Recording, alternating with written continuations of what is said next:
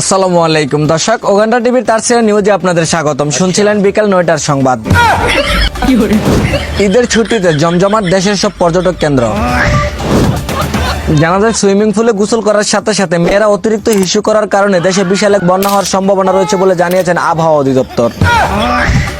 এদিকে ঈদের ছুটিতে গার্লফ্রেন্ড বয়ফ্রেন্ডরা খেত খামারে গিয়ে একজন আরেকজনের উপর মিছিল ঢোকাতে গিয়ে চাচার কাছে কট খায় এক চুদনামার্কা কাপল। বিস্তারিত দেখুন ইবলিশ হুসেন শয়তানের রিপোর্টে।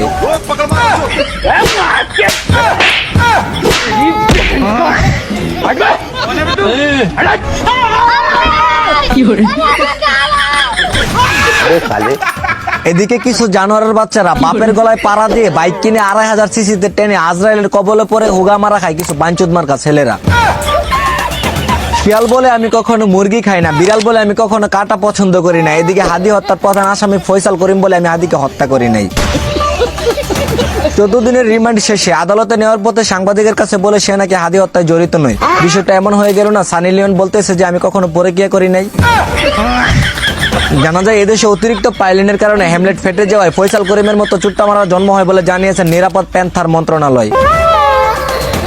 অন্যদিকে আটলান্টিক মহাসাগরে একটি টাইটানিক জাহাজ 5 জন মেয়েকে নিয়ে সাগর পাড়ি দেওয়ার উদ্দেশ্যে রওনা দিলে কিছুক্ষণ পর তাদের চিৎকারে জাহাজটি ডুবে যায়। ঘটনাস্থলে খায়রুল দেওয়ানের নেতৃত্বে ক্যান্সার বাহিনী নামক একটি স্পেশাল ফোর্স এসে তাদেরকে উদ্ধার করে। বিস্তারিত দেখুন মিছিল হারানোর সময় মেয়েদের আওয়াজের রিপোর্টে।